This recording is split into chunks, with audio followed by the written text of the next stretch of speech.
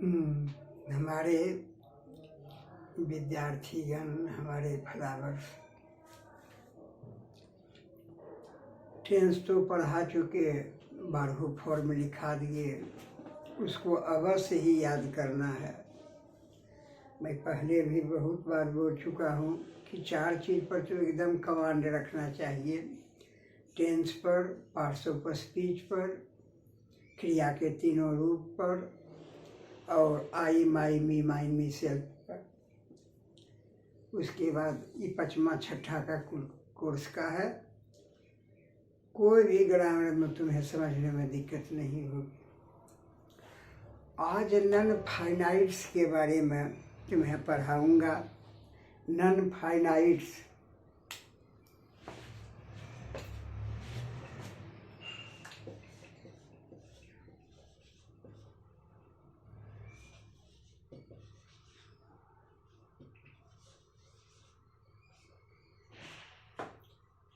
None finites हुआ बनाकर इसको हार्ड नहीं समझना, कुछ नहीं है। ये क्या चीज़ का ये पढ़ाई है। फाइनाइट माने होता है सीमित। ध्यान से सुनो, कन्फ्यूजन हट जाएगा। अनन लगा करके उल्टा शब्द बनाया जाता है, जैसे वायलेंस का उल्टा नन वायलेंस, ग्रामेटिकल का उल्टा नन ग्रामेटिकल, वैसी फाइनाइट का उल्टा नन फाइनाइट। फाइनाइट माने होता है सीमित, नन फाइनाइट माने होता है असीमित।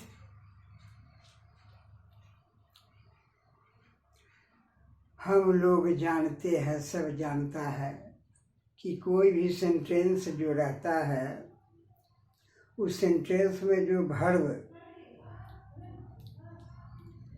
रहता है वह कर्ता के अनुसार प्रयुक्त रहती है। जो वर्ब रहता है कर्ता के अनुसार वह प्रयुक्त रहती है। देखो, जैसे आई गो, आई है तो गो हुआ, ही है तो हो गया गोज।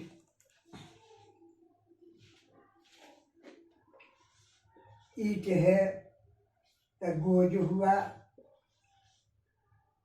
दे है तो गो है। ये क्रिया का रूप देखते हो। ये क्रिया जो है वह किसके बस में है, किसके अंदर में है, किसके कारण यह सीमित है। यह मनमाना क्रिया काम नहीं कर सकती है।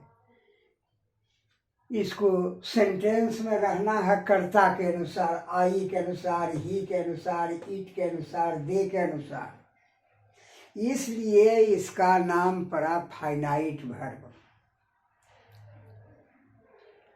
ये क्रिया जो है गो है, चाहे गोज है, चाहे गो है, ये फाइनाइट वर्ब हुआ, सीमित। इसको सीमित रहना है। क्यों सीमित रहना है? कर्ता के अंदर इसको, सब्जेक्ट के अंदर इसको सीमित रहना है। सब्जेक्ट से बाहर इसको नहीं, सब्जेक्ट के सीमा से बाहर इसको नहीं तुरंत निकलना है। कर्ता जैसे चलेगा वैसे इसको चलना है। इसलिए हुआ ये फाइनाइट वर्ब। इसके उल्टा हुआ non finite verb. Non finite verb जो है स्वतंत्र है। कर्ता कुछ भी रहे, कर्ता से उसके कोई मतलब नहीं है, वह स्वतंत्र है। कर्ता का उस पर प्रभाव नहीं पड़ता है। परिभाषा इसको अपने मन से आप बना लो। किसी भी वाक्य में वैसी क्रिया जो कर्ता के नंबर पर्सन के अनुसार प्रयुक्त रहती है वह फाइनाइट वर्ब कहलाता है। और वैसी क्रिया जिसको कर्ता से कोई संबंध नहीं रहता है, ताल्लुक नहीं रहता है, कर्ता कुछ भी रहे उससे उसको कोई संबंध मतलब नहीं है, तो इसी क्रिया को हम नॉन फाइनाइट वर्ब कहते हैं। जैसे 2-4 गो उदाहरण देते हैं। I want to go, he wants to go,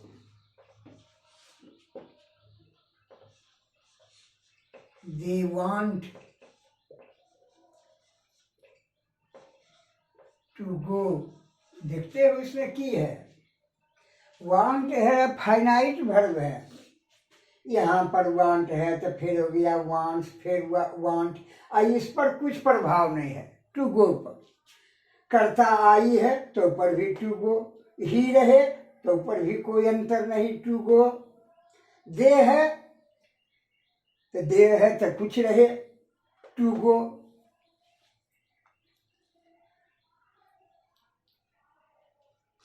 to go पर कोई प्रभाव नहीं है, नॉन फाइनाइट वर्ब हुआ। अब समझ गया होगा, बढ़िया से ध्यान दिया होगा तब। फाइनाइट वर्ब और नॉन फाइनाइट वर्ब क्या है। अब यही तुम्हें पढ़ना है, कोई भारी चीज हार्ड चीज नहीं पढ़ना है कि भाई कैसी क्रियाएं रहती है जो कि थोड़ा ये कर्ता का इस पर प्रभाव नहीं पड़ता है। ये क्रिया का कौन ऐसा फॉर्म है। क्रिया के जानते हो कि एक फॉर्म नहीं, बहुत फॉर्म है। टू गो हुआ एक फॉर्म हो गया, गो हुआ दूसरा फॉर्म हुआ, वेंट हुआ तीसरा फॉर्म हुआ, गोन हुआ चौथा फॉर्म हुआ, गोइंग हुआ पांचवा हुआ, गोज हुआ। ये कुल क्रिया का फॉर्म न है। तो ये मन में तर्क कर सकते हो कि क्रिया का कौन ऐसा तुराई फॉर्म है जो कि तुराई कर्ता से ताल्लुक नहीं रखता है, जिसको नॉन फाइनाइट वर्ब कहते हैं। तो वैसी क्रिया 3 गो है जिसको ग्रामर में नॉन फाइनाइट्स या नॉन फाइनाइट वर्ब कहते हैं। 3 क्रिया।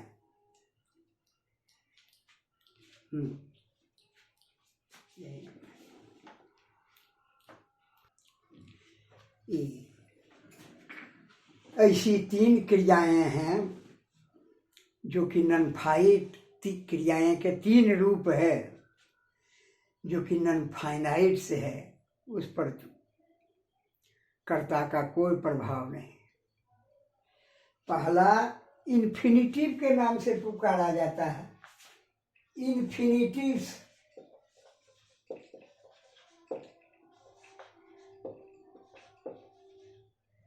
जैसे इन्फिनिटिव हुआ, टू लगा हुआ लगाता है, टू गो, टू कम,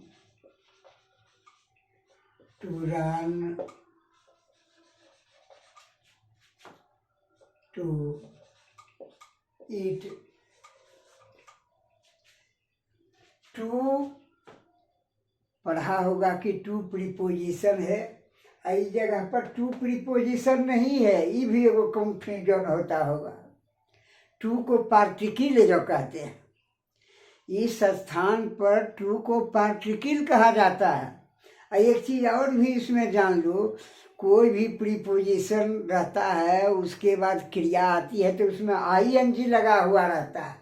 ये टू पार्टिकल है। अगर टू प्रीपोजिशन रहता तो गो नहीं रहता, गोइंग। ये सब छोटी छोटी बात पर थोड़ा ये ध्यान देना। पहला इन्फिनिटिव है, दूसरा को जीरेंड कहते हैं, GERUND, जीरेंड कहा जाता है। इसका फॉर्म कैसा है, क्रिया में ING लगा रहता है। गोइंग, कमिंग, ING लगा हुआ रहेगा।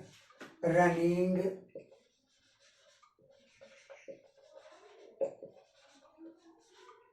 ईटिंग,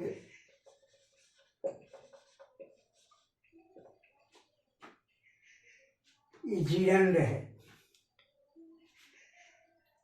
टू गो टू कम का हिंदी में अर्थ रहता है जाना, आना, दौड़ना और खाना। और जिरंड का भी यही अर्थ होता है, ना पर रहता है। गोइंग माने जाना, आना, दौड़ना, खाना, सो याद रखना। दोनों का हिंदी में ना पर ही रहता है, जाना। और तीसरा फॉर्म जो इसका है वह पार्टिसिपल कहलाता है। पार्टिसिपल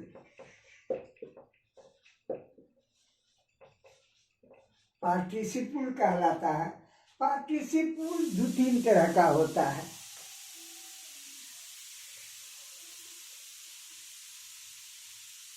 पहला हुआ जैसे प्रेजेंट पार्टिसिपल,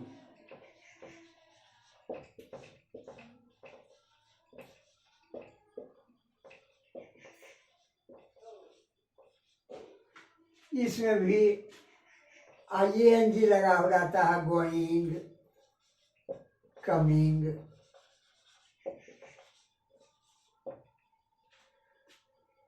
दूसरा होता है पास्ट पार्टिसिपल,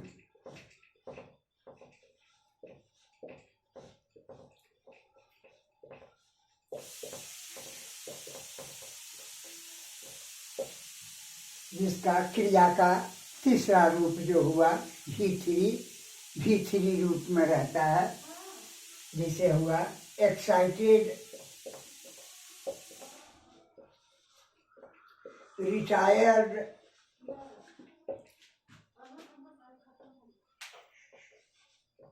टायर्ड,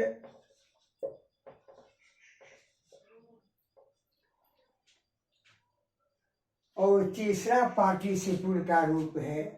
तीसरा हुआ, तीसरा रूप उसको कहते हैं परफेक्ट पार्टिसिपल।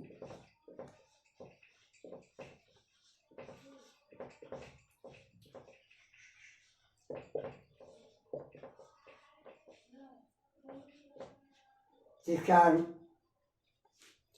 रूप रहता है, पहले हैविंग लगा हुआ रहता है, जैसे हैविंग गॉन,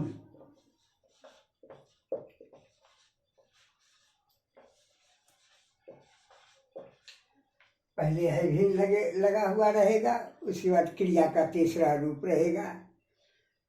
इस फ्रेज को, दोनों शब्दों के मिलन को हम परफेक्ट पार्टिसिपल बोलते हैं। ये ध्यान रखना। अब एक एक करके बारे में बताएंगे। पहले इन्फिनिटिव के बारे में, उसके बाद जिरंड के बारे में, उसके बाद पार्टिसिपल के बारे में। अब एक एक करके बारे में कुछ इस पर विचार करेंगे। पहला इन्फिनिटिव से है।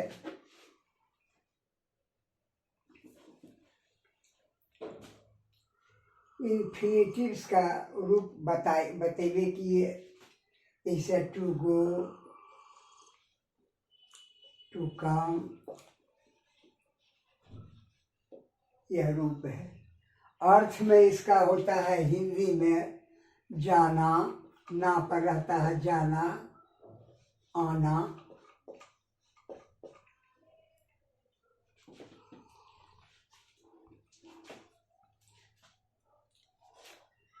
इन्फिनिटिव ग्रामर में यह क्या है, पार्ट्स ऑफ स्पीच में क्या ही स्थान रखता है। तभी पार्ट्स ऑफ स्पीच में ही दो तीन स्थान रखता है। नाउन का भी काम करता है और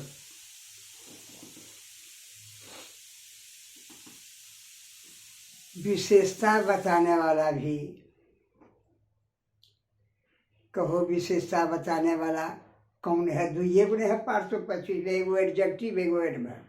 तो एडजेक्टिव एडवर्ब का भी काम करता है।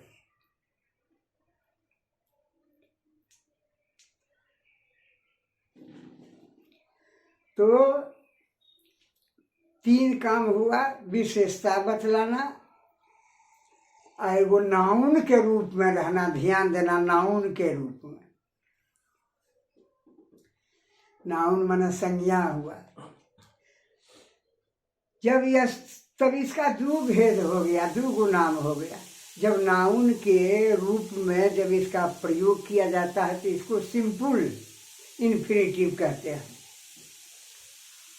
और जब क्वालिफाई जब करता है, यानी एडवर्ब और एडजेक्टिव में रूप में रहता है, तो इसको क्वालिफाइंग इन्फिनेटिव कहते हैं। सिंपल इन्फिनेटिव यानी नाउन के रूप में काम करना, सिंपल इन्फिनेटिव्स।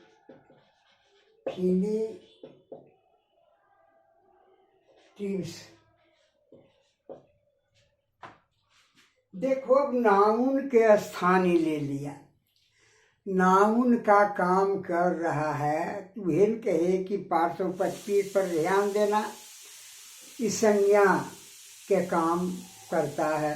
तो संज्ञा का क्या काम है, क्या फंक्शन है? What are the functions of noun? संज्ञा का क्या काम है? तो बचपन से पढ़ते आए हो, चाहे नहीं पढ़े हो, तो ध्यान देना, संज्ञा का 5 काम रहता है। इस संज्ञा जो नाउन है, इसका 5 गो फंक्शन होता है। पहला फंक्शन तो इसका है, कोई वर्ब का सब्जेक्ट रहता है। दूसरा काम है इसका, कोई ट्रांजिटिव वर्ब का ऑब्जेक्ट रहता है। तीसरा काम है, किसी प्रीपोजिशन का ऑब्जेक्ट रहता है। चौथा काम है, किसी वर्ब का कंप्लीमेंट का काम। कंप्लीमेंट मैंने समझा दिए थे, कंप्लीमेंट का हिंदी होता है पूरक। जब वर्ब पूरा अर्थ नहीं दे रहा है, सेंटेंस का पूरा अर्थ नहीं निकल रहा है, तब आगे कुछ शब्द देने के बाद अर्थ पूरा निकलता है, यानी वर्ब पूरा अर्थ देने लगता है। तीसरे कंप्लीमेंट टू वर्ब भी है, ये कंप्लीमेंट का भी काम करता है नाउन। और 5वां एपोजिशन है। एपोजिशन का बहुत बार अर्थ बताए। और इस प्रकार जब नाउन का स्थान ले लिया, ये नाम धराया इसका सिंपल इन्फिनेटिव, तो कैसे कैसे ये देखोगे कि थोड़ा ये इन्फिनेटिव जो है सो 5 काम कैसे कैसे करता है, ये थोड़ा ये देखो जरा। पहला बताए नाउन का सब्जेक्ट टू ए वर्ब। पहला काम हुआ सब्जेक्ट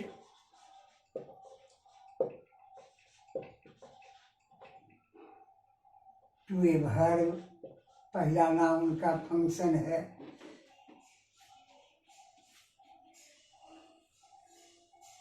जैसे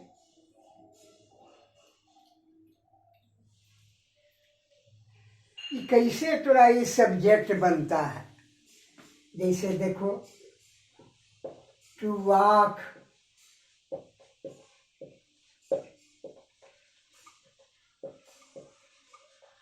is healthy,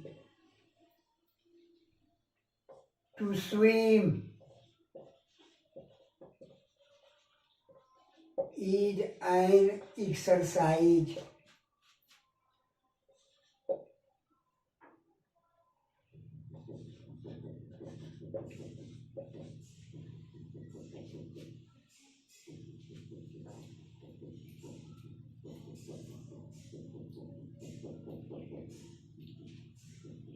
tell, a light,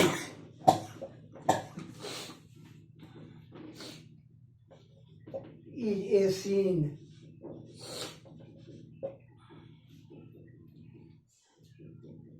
To see is to believe.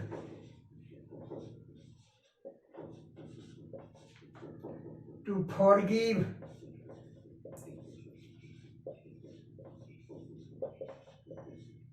is divine.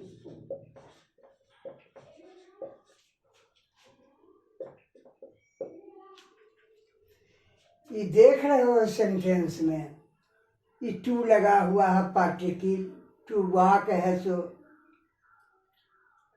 Infinitive है, टू स्विम इन्फिनिटिव है, टू टेल लाई इन्फिनिटिव है, टू सी इन्फिनिटिव है, टू फॉरगिव इन्फिनिटिव है। और यह सब्जेक्ट का काम कर रहा है, सब्जेक्ट के स्थान पर है। और इज क्रिया का सब्जेक्ट है। इज क्रिया का कौन सब्जेक्ट है? तो टू वॉक है, टू स्विम है, to tell a lie, to walk is healthy, टहलना स्वास्थ्यकर है, to swim is an exercise, तैरना, ना पर देखते हो कुल मीनिंग है, तैरना एक व्यायाम है, to tell a lie is a sin, झूठ बोलना पाप है, to see is to believe, देखना विश्वास करना है, टू फॉरगिव इज डिवाइन, क्षमा करना ईश्वरीय है, देवी चीज है। इस प्रकार समझ में आना चाहिए कि जो है सब्जेक्ट का काम कर रहा है इन्फिनिटिव।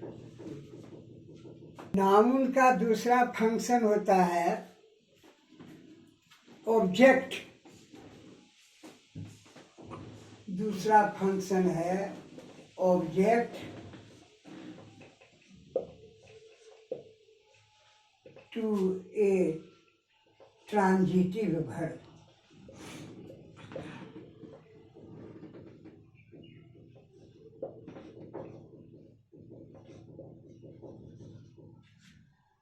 ट्रांजिटिव वर्ब का ऑब्जेक्ट बनना, यानी ट्रांजिट सेंटेंस में ट्रांजिटिव वर्ब के बाद इसका प्रयोग होना।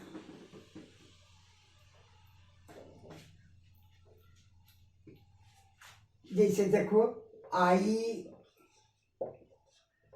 Like to walk, he desires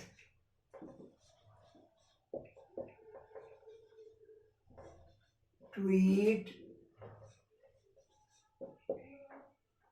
I want to play। देख रहे हो कि इन्फिनिटिव है,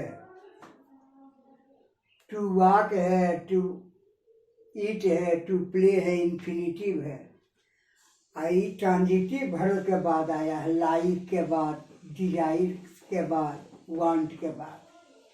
तो यहाँ जो है इन्फिनिटिव ट्रांजिटिव वर्ब का ऑब्जेक्ट का काम कर रहा है। ध्यान देना, समझना, कंफ्यूजन में मत रहना। और नाउन का जो काम नाउन के स्थान पे है तो नाउन न हुआ है।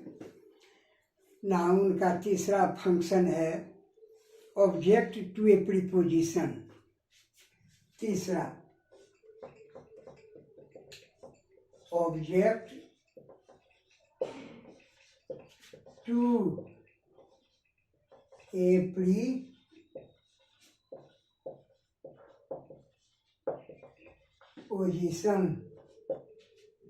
प्रीपोजिशन का ऑब्जेक्ट बना, यानी प्रीपोजिशन के बाद इसका प्रयोग होना इन्फिनिटिव का। बस इतना ही, कंफ्यूजन का ज़्यादा की जरूरत है, सीधा सीधी याद रखो। अबाउट जो है सो प्रीपोजिशन है। I am about to go, he is about to play the train,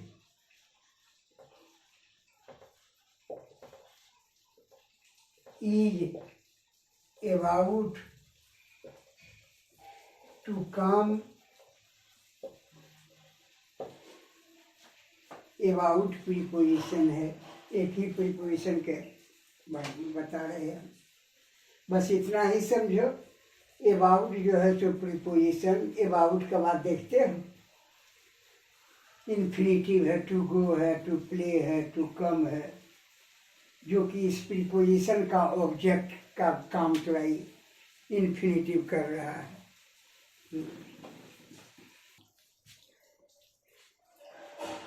तीन फंक्शन बता दिए। चौथा, नाउन का काम है complement to a verb.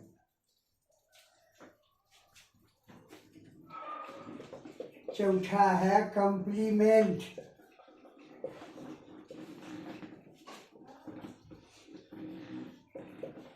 To a verb.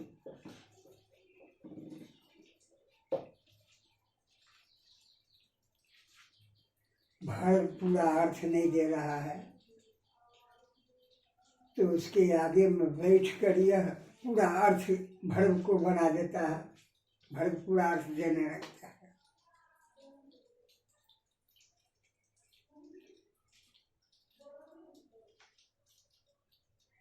जैसे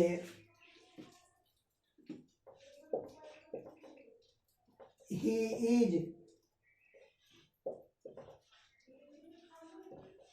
to walk, I am to swim,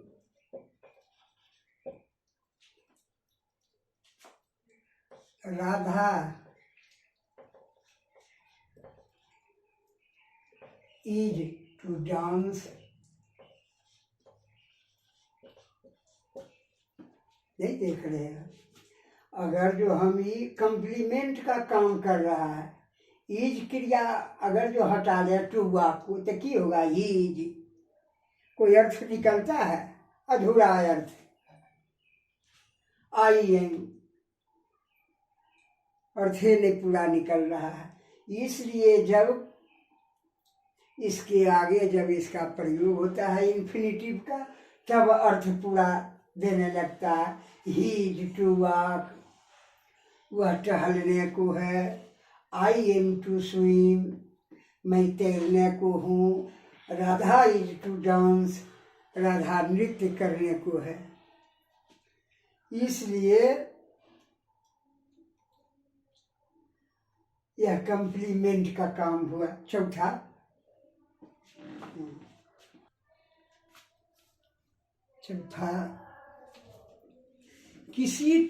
ध्यान दो, किसी ट्रांजिटिव वर्ब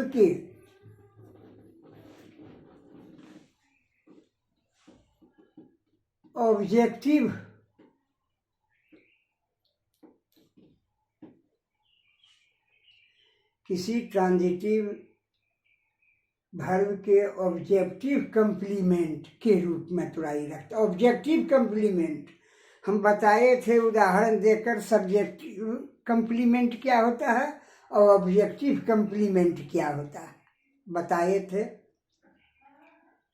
ध्यान देना, किसी ट्रांजिटिव वर्ब का ऑब्जेक्टिव कंप्लीमेंट के रूप में भी रहता है। किसी ट्रांजिटिव वर्ब का ऑब्जेक्टिव कंप्लीमेंट के रूप में, जैसे उदाहरण दे देते हैं, I heard him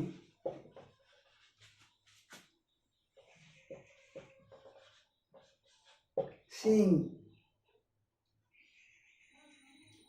I Sao him go. यहाँ देखते हो सिंह किसके लिए है? हिम के लिए है।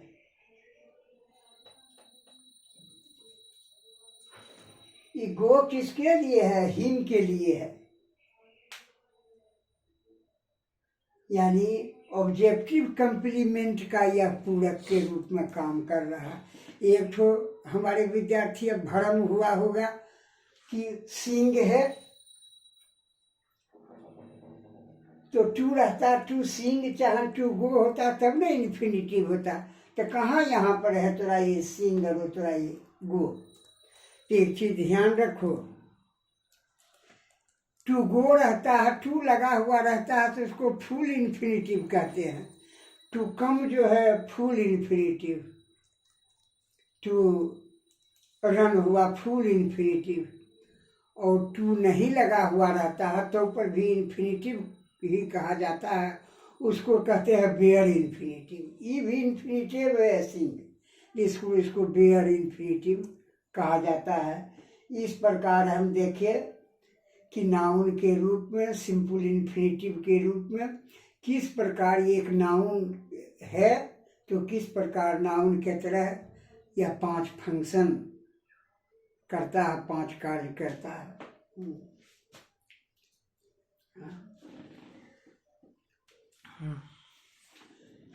अब सिंपल इन्फिनिटिव तो हो गया, अब क्वालिफाइंग इन्फिनिटिव के रूप में इसका रूप देखो। क्वालिफाइंग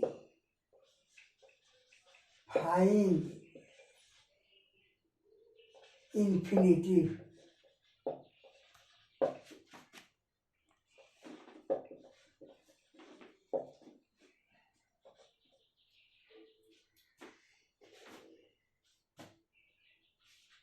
यहाँ पर कंफ्यूजन होगा।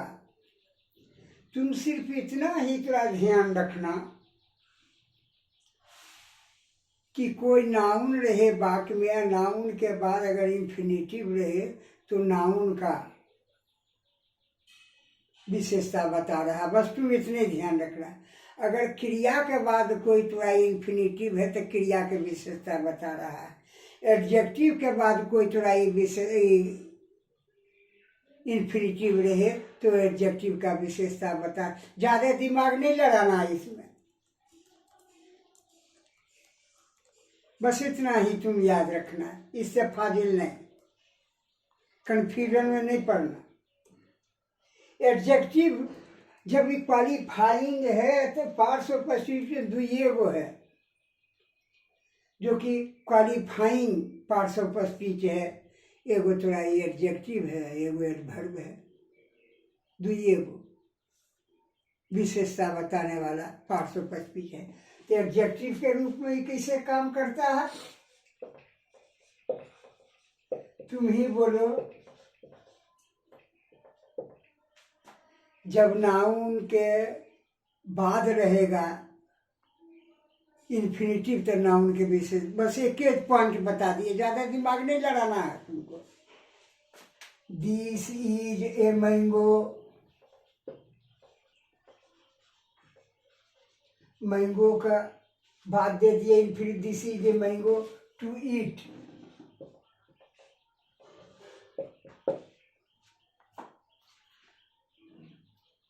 देखे मैंगो के बाद टू ईट है, तो एडजेक्टिव का काम कर रहा है। बस इतने ही, तुम ज्यादा दिमाग नहीं इसमें लड़ाना है।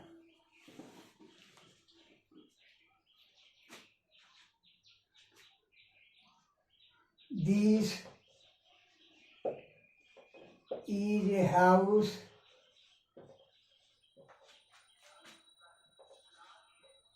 टू लिव इन, बस ज्यादा दिमाग नहीं। हाउस के बाद टू लिव है तो टू लिव हुआ, एक एडजेक्टिव अभी बन गया है।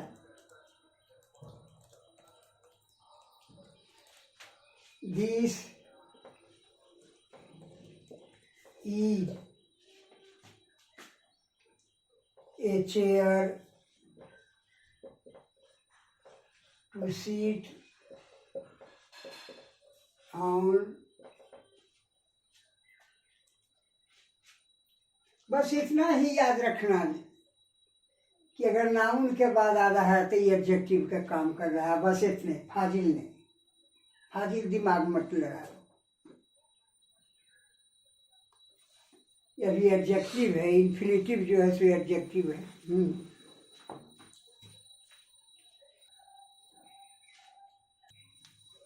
अब एडजेक्टिव के रूप में कैसे तो ये काम करता है और एडवर्ब के रूप में कैसे, तो पहले समझ लो एडवर्ब के रूप में रहेगा, कोई एडजेक्टिव के बाद रहेगा इन्फिनिटिव, बस हो गया। कोई एडजेक्टिव के बाद चाहे कोई वर्ब के बाद रहेगा।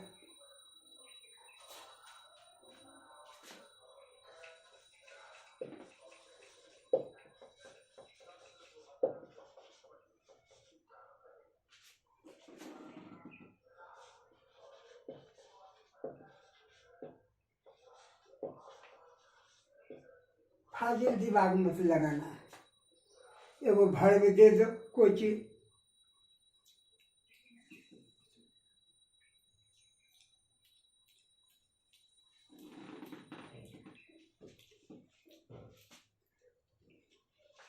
कुछ उदाहरण दो ना, चाहे एडजेक्टिव दो।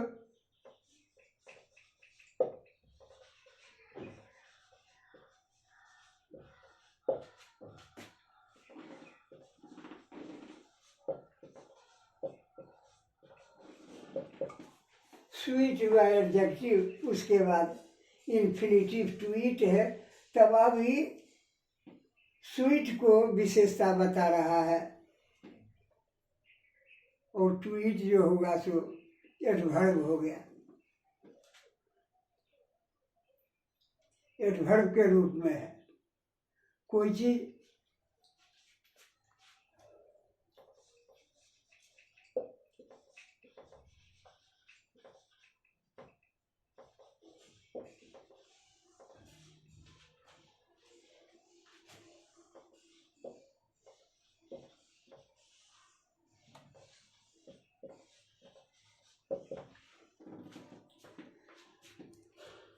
This tamarind is sour to eat, यह इमली खाने में खट्टा है।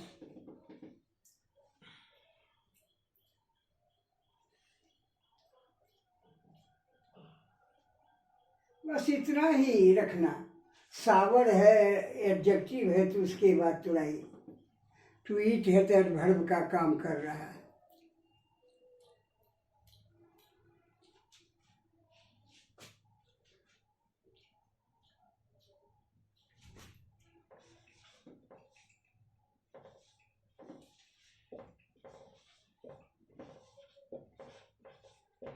अब यहाँ पर देखो, वी ईट टू लिव, हम लोग भोजन किस लिए करते हैं, तो जीवित रहने के लिए करते हैं। तब वर्ब के बाद तुराई टू लिव है,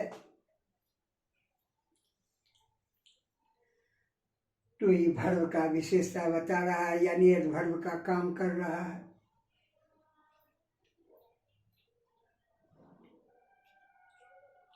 इस प्रकार ध्यान देना, ज़्यादा दिमाग नहीं लड़ाना है। क्वालिफाइंग इन्फिनिटिव्स को बस इतना ही समझना है।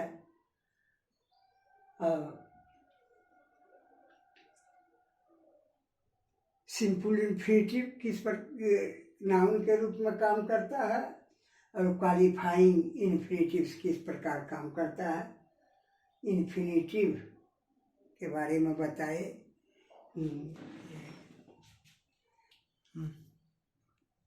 विद्यार्थी को बहुत जगह देखे हैं इन्फिनिटिव का प्रयोग करने में कुछ गलत काम कर देता है। उस गलत काम को स्प्लिट इन्फिनिटिव कहते हैं। क्या काम करता है कि इन्फिनिटिव टू गो रहता है, टू कम रहता है, तो बीच में कोई तुराई एडवर्ब को घुसा देता है। बहुत सेंटेंस ऐसा देखे हैं। जैसे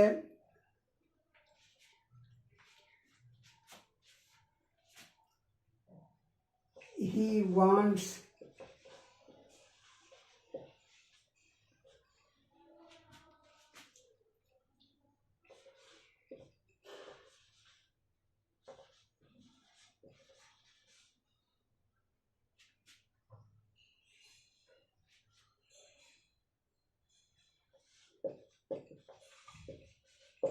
देखते हो कितना सेंटेंस हो गया।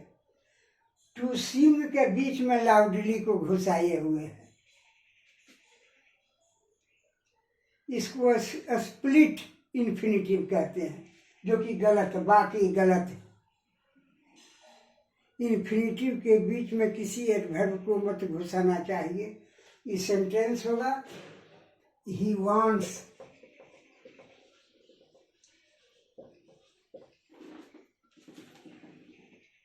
To sing loudly.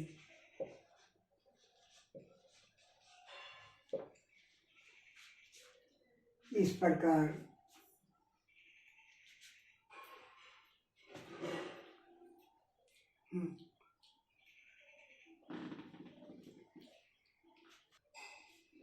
शब्द ऐसा है जिसके बाद इन्फिनिटिव का अवश्य प्रयोग होता है। कुछ ऐसा शब्द है जिसके बाद इन्फिनिटिव का अवश्य ही प्रयोग होता है। इसको भी जरा मनन कर लेना। जैसे एग्री के बाद इन्फिनिटिव आएगा, एग्री। एपियर,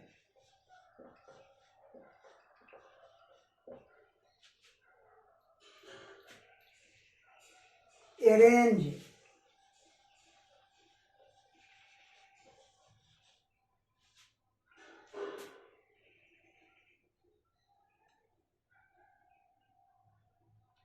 इस सब के बाद इन्फिनिटिव का प्रयोग होता है।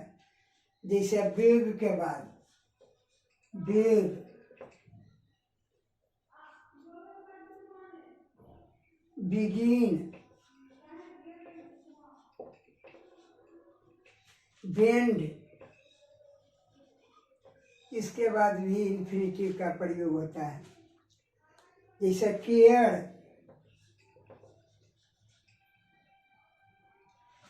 केयर के बाद इन्फिनिटिव का प्रयोग होता है। कंटिन्यू,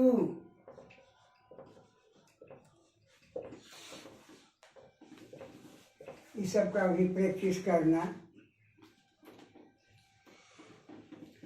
जैसे डिसाइड, तय करना, डिसाइड के बाद भी इन्फिनिटिव का प्रयोग होता है। इसे एक्सपेक्ट, आशा करना।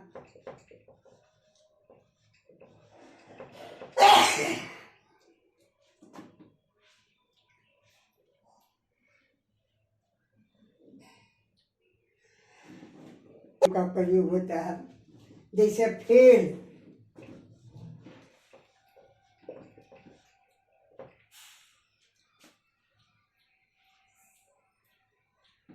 फेल के बाद इन्फिनिटिव का प्रयोग। जैसे हैपन, होप, है, हरी, इसके बाद इन्फिनिटिव का प्रयोग होता है अक्सर। हम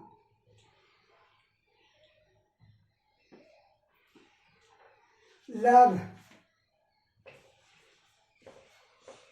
लाइक,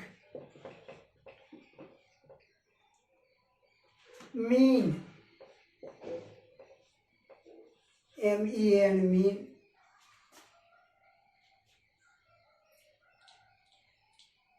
ऑफर,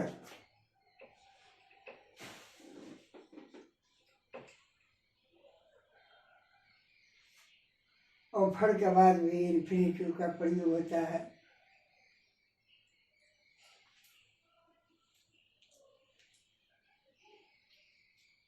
ये सब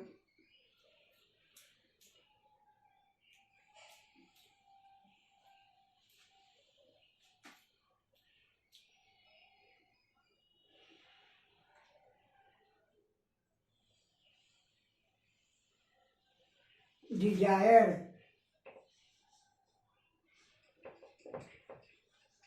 वांट, विश,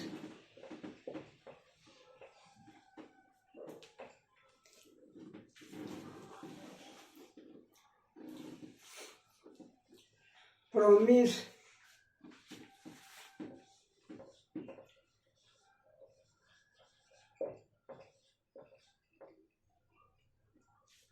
ये सब अक्सर ETC, ये सब क्रिया जो है इसके बाद जो है इन्फिनेटिव का प्रयोग करते हैं। इन्फिनेटिव बढ़िया से ध्यान देना, इन्फिनेटिव के बारे में बताइए, ध्यान से जो कोई दिक्कत नहीं है।